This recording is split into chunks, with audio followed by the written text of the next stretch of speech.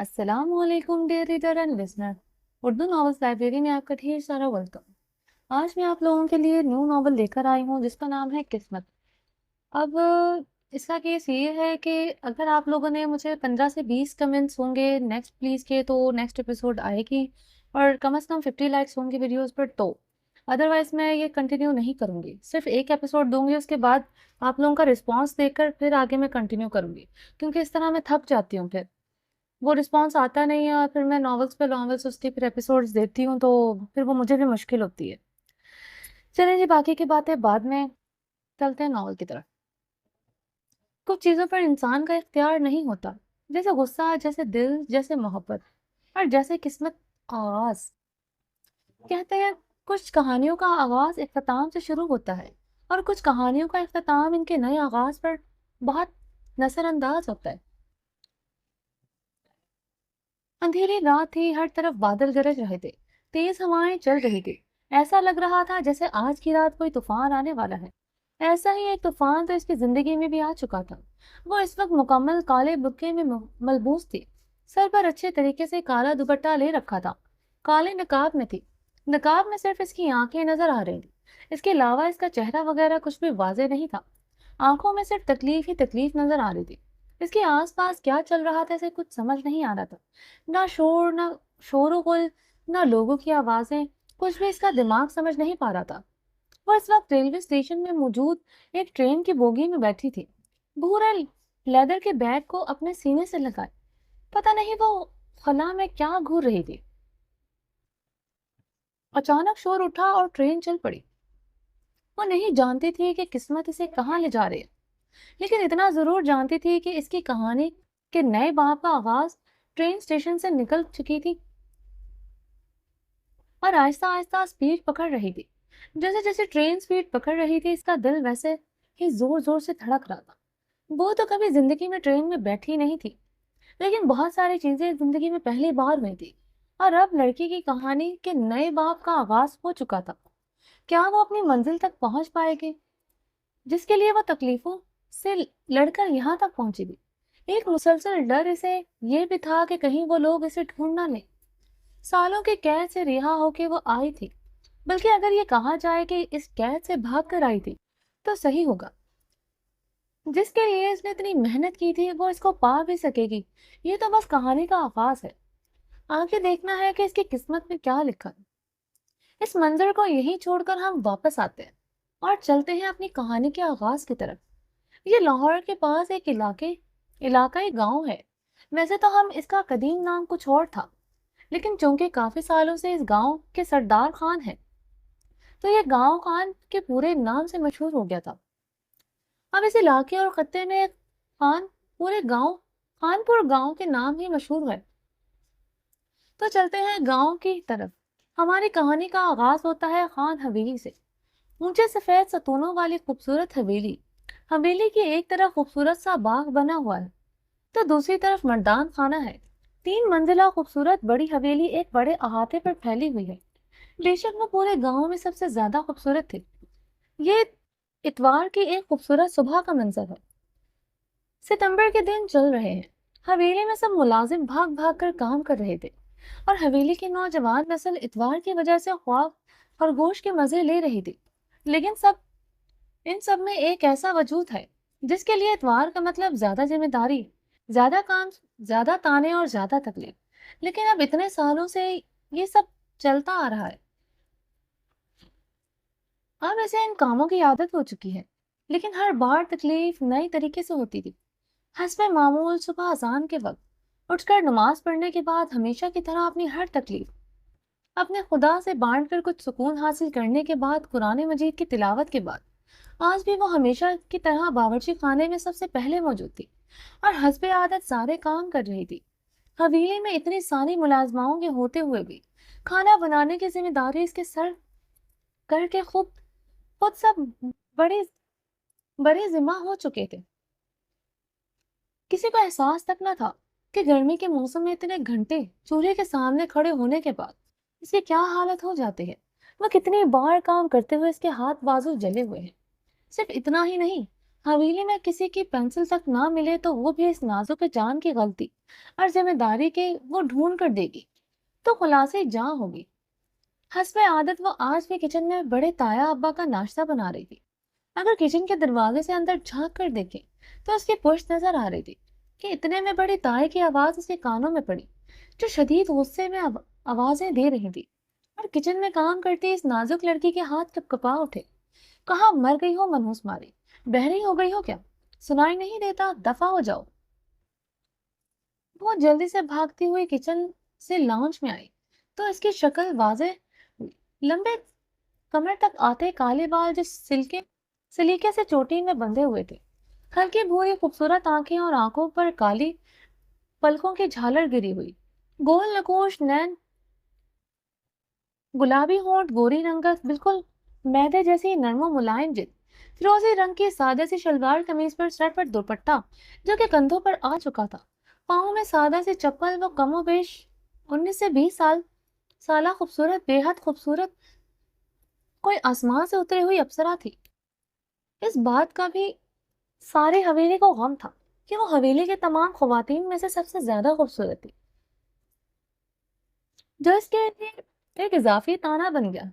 اگر خدا نے اسے خوبصورت بنایا تو اس میں اس بیچاری کا کیا غلطی؟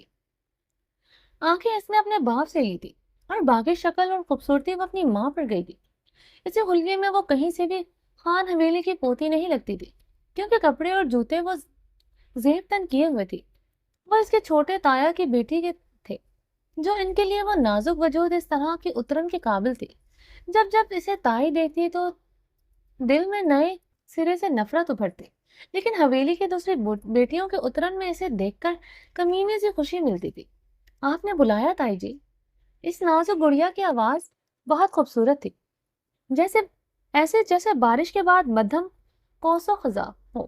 وہ بہت خوبصورت بولتی تھی، اسے تائی جان یا تائی اماں کہنے کی اجازت نہ تھی، حالانکہ اس کی باقی کزنس کہتے تھے۔ کہاں مر گئی تھی منحوس ماری؟ بہری ہو گئی تھی کیا؟ وہ میں تایا جی کا ناشتہ بنا رہی تھی تو کیا احسان کر رہی تھی ہم پر؟ نہیں تائی جی، میرا وہ مطلب تو نہیں تھا۔ تو تیرا مطلب ہے میں جھوٹی ہوں؟ اور اس کے ساتھ چٹاخ ایک زوردار تھپڑ اس کے نازک گال کی زینت بنا۔ نہ جانے تائی جی کو کس بات کا غصہ تھا جو اس بے قصور پر نکل گیا، اور اب اس طرح پڑنے والے تھپڑوں پر حیران نہیں ہوتی تھی، کیونکہ یہ تو آئے روز کا معمول تھے۔ ہاں، لیکن حویلی والوں، حتیٰ کہ حویلی میں کام کرنے والوں نوکرانیوں کے سامنے اپنی اس تذلیل پر اس کا دل خون کے آنسو روتا تھا، مگر وہ منہ سے ایک لفظ نہ کہتی تھی، کیونکہ اسے شکایت کرنے کا حق تھا ہی نہ تھا، اور کرتی بھی تو کس سے؟ وہ گال پر ہاتھ رکھے اپنی آنکھوں کی نمی کو قابو کرنے کی کوشش میں تھی۔ اب کھڑی کیا ہے؟ ناشتہ لے کر جلدی پہنچ خان صاحب کا۔ وہ حکم دیتی، سیڑھیاں چڑھتی، یہ جا وہ جا، اور منظر سے غائب۔ پیچھے وہ بہت ضبط کے باوجود بھی آنسو روک نہ پائے، اور آنسو لڑکھڑاتا گال پر بہہ گیا۔ ماہی بی بی! تبھی اسے اپنے عقب سے آواز آئی۔ اس نے مڑ کر دیکھا تو پیچھے اقصا ہاتھ میں ٹرے لیے اسے ہمدرد نظروں سے دیکھ رہی تھی۔ ناشتہ تیار ہے، آپ لے جائیں۔ ماہی نے مشکور نظروں سے اسے دیکھا، استباعت میں سر ہلایا، اور ٹرے اس کے ہاتھ سے پکڑ کر تایا جی کے لیے ناشتہ دینے چل پڑی۔ اس نے لائبریری کے دروازے پر دستک دی۔ اندر سے اجازت ملتے وہ اندر داخل ہوئی۔ سلام کرنے کے بعد اس کے سلام کا جواب کہاں دیتی؟ وہ اس نازک گڑیا کو ایسا محسوس ہوتا جیسے اس نے سلام کیا ہی نہ ہو۔ پھر بھی ہر بار وہ سلام کرتی تھی کہ شاید کبھی تایا پلٹ کر اسے سلام کا جواب دے دے۔ اس نے ٹرے میں میز پر رکھی اور گویا ہوئی، تایا جی آپ کا ناشتہ۔ تایا جی، جو کہ کسی کتاب کا مطالعہ کر رہے تھے، اس کی آواز پر نظر اٹھا کر اسے دیکھا۔ ایک ثانیہ کے لیے دونوں کی نظریں ملی۔ ماہی نے اپنے تایا کی آنکھوں میں ہمیشہ کی طرح آج بھی اپنے لیے کوئی پیار، محبت، ہمدردی، شناسائی کے رمق ڈھونڈنی چاہے، لیکن ہمیشہ کی طرح وہ آنکھیں آج بھی اس نازک گڑیا کے لیے بے تاثر ہی تھی۔ ہر طرح کے تاثر سے خالی اس کے دل کو تکلیف ہوئی۔ اس ایک ثانیے میں تایا نے اپنے اس بھائی کی بیٹی کے گال پر صاف تھپڑ کا نشان دیکھا، لیکن ہمیشہ کی طرح کوئی رد عمل نہ دیا۔ ایک ثانیہ تھا آیا اور گزر گیا۔ اس سے زیادہ کبھی تایا نے اس کو دیکھا ہی نہ تھا، وہ آگے بڑھی، دروازے سے تایا کی دوائی نکالی، دراز سے تایا کی دوائی نکالی اور پلیٹ میں رکھ دی۔ تایا جی، یہ آپ کی دوا ناشتے سے پہلے والی ہے اور یہ دوسری ناشتے کے بعد والی۔ یہ کہہ کر اس نے پلیٹ اور جگ سے پانی کا گلاس بھر کر تایا کے قریب میز پر رکھا اور واپس مڑ گئی۔ ہمیشہ کی طرح خواہش دل میں لیے کہ شاید تایا کبھی اسے مخاطب کر لے، لیکن کہتے ہیں نا، کچھ خواہشات کبھی پوری نہیں ہوتی۔ کیا اس کی قسمت میں تایا کی شفقت نہیں تھی؟ اس سوال پر دل خون بہت دکھتا تھا۔ وہ واپس کچن میں آئی اور اپنے کاموں میں مصروف ہو گئی۔ یہ ہے خان حویلی جس میں بستا ہے حاکم خان کا خاندان۔ حاکم خان اس گاؤں کے سردار تھے، کروڑوں کے مالک اور عدل و انصاف پسند سردار تھے۔ وہ اپنے اصولوں کے خلاف جانے والوں کو کبھی معاف نہیں کرتے تھے، چاہے خلاف جانے والے ان کی اپنی اولادیں ہی کیوں نہ ہوں گے۔ حاکم خان کی شادی رقیہ خان، جو کہ ان کی چچا کی بیٹی تھی، ان سے ہوئی۔ حاکم خان کے 4 بیٹے اور 2 بیٹیاں تھیں۔ سب سے بڑا حاکم خان، جن کی شادی اس کی کزن کلثوم خان سے ہوئی، شادی کے 10 سال بعد بھی اولاد نہ ہوئی، لیکن انہوں نے دوسری شادی نہ کی کیونکہ محبوب بیوی تھی، اس لیے خدا کی مرضی کے سامنے خاموش رہے۔ نہ حاکم صاحب نے دوسری شادی کی، نہ زور دیا، کیونکہ ان کے وارث باقی 3 بیٹے بھی تھے۔ دوسرے بیٹے ابراج حاکم، ان کی شادی ان کے پھپھو کی بیٹی سعدیہ بیگم سے ہوئی۔ خدا نے ان کو 2 بیٹے اور 2 بیٹیوں سے نوازا۔ اس طرح سعدیہ بیگم سسر کے سامنے 2 وارث دینے کی وجہ سے اپنے نمبر بڑھا گئی۔ بڑا بیٹا 28 سالہ فواد ابراج، جو لندن کی یونیورسٹی سے پچھلے 6 سالوں سے پڑھائی مکمل کر کے ایک ہفتے بعد واپس آنے والا ہے۔ اس کا چھوٹا بیٹا 26 سالہ ولید ابراج، جو کہ میڈیکل کالج سے ڈاکٹر کی پڑھائی کی آخری سال میں۔ اس سے چھوٹی 23 سالہ رمشا، جو یونیورسٹی کے 7 سیمسٹر میں ہے، انتہا کی مغرور اور نک چڑھی دولت کی گھمنڈی۔ اور سب سے چھوٹی 21 سالہ زینب، جو کہ 12 کے بعد پڑھائی کو خیر آباد کہہ چکی تھی، کیونکہ اس کے خیال میں پڑھائی سے زیادہ سکون خان حویلی میں آرام کرنے میں۔ اس کے خیالات بھی اپنی بہن سے مختلف نہیں۔ حاکم نواب کی تیسری اولاد ان کی بیٹی راحلہ بیگم تھی، جنہوں نے باپ کے خلاف جا کر پسند کی شادی کی، اور نتیجہ باپ نے جائیداد سے آگ کر کے سارے تعلق ختم کر دیے۔ شادی کے بعد کبھی بھی وہ گاؤں نہیں آئی، اور کہاں رہتی باپ نے کبھی جاننے کی کوشش نہیں کی۔ اسے چھوٹا بیٹا حماد خان، ان کی شادی ان کی خالہ کی بیٹی نور بیگم سے ہوئی۔ وہ سب سے زیادہ سمجھدار اور سلجھی ہوئی اور مثبت خاتون تھی۔ خدا نے ان کو ایک بیٹے اور ایک بیٹی سے نوازا۔ جب دوسری اولاد پیدا ہوئی تو حماد صاحب نے اپنی بیٹی بڑے بھائی کی گود میں ڈال دی، کیونکہ ان کی کوئی اولاد نہ تھی اور انہیں بیٹوں سے زیادہ بیٹی کی خواہش تھی۔ اس طرح ابرار صاحب بن گئے انوشا خان کے باپ۔ ان سے چھوٹی بیٹی روبینہ خانم، جن کی شادی اپنے چچا کے بیٹے سے ہوئی، شادی کے 5 سال بعد بیوہ ہو کر ایک بیٹی کے ساتھ خان حویلی آ گئی۔ ان کی بیٹی 24 سالہ فائزہ خان پڑھائی مکمل کر چکی۔ اس کے بعد سب سے چھوٹے بھائی تھے سلیمان خان۔ حاکم خان سب بہن بھائیوں میں سب سے زیادہ باپ کے لاڈلے۔ سب بہن بھائیوں کی اس میں جان بستی تھی۔ زندگی میں سب کچھ ٹھیک تھا۔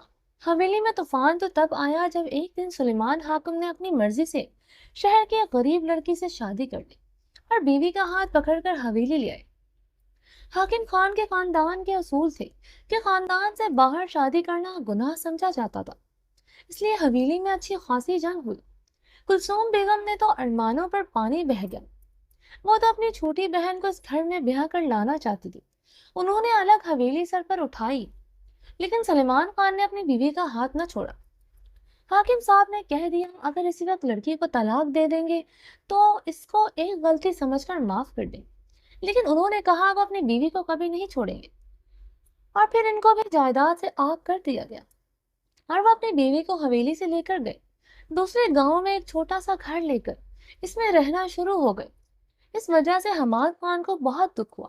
اپنے چھوٹے بھائی میں جان بستی تھی حماد کی، اس لیے اپنے باپ سے لڑ جھگڑ کر بھائی کو حویلی آنے کی اجازت دلوائی۔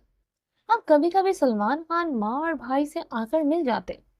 اس واقعے کے 1 سال بعد خدا نے سلیمان صاحب کو ایک پیاری بیٹی سے نوازا، لیکن ان کی محبت ان کی بیوی چل بسی۔ یہ غم ان کے لیے بہت بڑا تھا۔ بیٹی کو سینے سے لگا کر بہت روئے۔ انہوں نے اپنی بیٹی کا نام رکھا ماہر سلیمان خان۔ جیسے سب پیار سے ماہی کہنا شروع ہو گئے۔ حویلی میں صرف ان کے تایا حماد اور ان کی بیوی نور بیگم ہی پیار کرتے تھے، باقی سب تو بدقسمت جیسے القابات سے پکارتے رہے تھے۔ کلثوم بیگم نے سوچا کہ سلیمان صاحب کی بیوی تو اب مر چکی ہے، کیوں نہ اب ایک بار پھر سے ان کی بہن کے لیے بات چلائی جائے۔ ان کی بہن جو سلیمان صاحب کے پیار میں پاگلوں کی طرح دیوانی تھی، وہ ابھی تک کہیں اور شادی بھی نہیں کی تھی۔ انہوں نے سسر سے بات کی اور حاکم صاحب نے بیٹے سے سلیمان صاحب نے صاف منع کر دیا کہ وہ اقصیٰ بیگم یعنی ان کی بیوی کے علاوہ کسی عورت کی طرف آنکھ اٹھا کر بھی نہیں دیکھیں گے۔ ان کی زندگی میں ایک ہی عورت آنی تھی، وہ آ چکی۔ اب ان کی زندگی صرف اور صرف ان کی بیٹی ماہی کے لیے، اور اس بات کی تکلیف کلثوم بیگم کو ساری زندگی رہی۔ پہلے اقصیٰ پھر ماہی کی وجہ سے ان کی بہن اس حویلی میں نہ آ سکی، اس لیے ماہی سے نفرت کی ایک بڑی وجہ یہ غم تھا جو 20 سال سے کم نہ ہو سکا۔ حاکم صاحب نے زور لگایا کہ وہ واپس حویلی آ جائے، لیکن وہ اپنی اسی گھر جہاں وہ اپنی بیوی کے ساتھ رہتے تھے رہنے لگے، اپنی بیٹی کے ساتھ جس حویلی میں ان کی بیوی کے لیے جگہ نہ تھی، وہ وہاں کیوں جائے۔ لیکن زندگی نے ایک بار پھر پلٹا کھایا، اور جب ماہر 5 سال کی ہوئی تو ایکسیڈنٹ میں سلیمان صاحب کی موت ہو گئی۔ ماں تو پہلے چل بسی تھی، باپ بھی چلا گیا، اور وہ نازک سی جان یتیم ہو گئی، اور 15 سال سے وہ اس حویلی میں رہ رہی تھی۔ اس کی حیثیت حویلی میں ملازمہ سے زیادہ نہیں۔ حماد صاحب ایک پولیس آفیسر تھے، اس لیے 15 سال پہلے ان کا ٹرانسفر اسلام آباد کے قریب کسی شہر میں ہوا۔ حاکم صاحب تو ان کی اس نوکری کے خلاف تھے۔ سلیمان صاحب کی موت کے بعد ان کا حاکم صاحب سے جھگڑا ہو گیا تھا۔ وہ جھگڑا کیا تھا، یہ بات حاکم صاحب اور حماد صاحب دونوں کی موت کے ساتھ ہی راز بن گئے۔ اس جھگڑے کے بعد وہ اپنی بیوی اور بیٹے کو لے کر حویلی چھوڑ کر ہمیشہ کے لیے چلے گئے۔ حویلی چھوڑنے کے 3 سال بعد حاکم صاحب کو خبر ملی کہ ان کے بیٹے اور بہو دونوں پر قاتلانہ حملہ ہوا، جس میں دونوں اس دنیا سے چل بسے۔ انہوں نے بہت کوشش کی کہ اپنے پوتے کو ڈھونڈنے کی، لیکن وہ نہ مل سکا۔ وہ جان نہ سکے ان کا پوتا کہاں گیا، جبکہ حویلی میں کچھ لوگوں کا خیال تھا کہ شاید اب وہ اس دنیا میں ہو ہی نہ، لیکن یہ بس رائے ہی تھی۔ سچ کیا تھا یہ کوئی نہیں جانتا تھا۔ حویلی والے تو خوش تھے کہ کروڑوں کی جائیداد میں ایک وارث کم ہو گیا، لیکن حاکم صاحب نے اپنی زندگی میں اپنے پوتے کو ڈھونڈنے کی کوشش تو بہت کی، کیونکہ وہ ان کا سب سے لاڈلا پوتا تھا۔ سلیمان صاحب کے بعد حویلی میں ان کا وہی پوتا سب سے زیادہ لاڈلا اور ان سب کو سب سے زیادہ عزیز تھا، لیکن قسمت سے وہ ملا ہی نہیں۔ وہ 5 سال پہلے حاکم صاحب کی وفات ہو گئی، تب سے ابرار صاحب گاؤں اور جرگے کے ذمہ دار بن گئے۔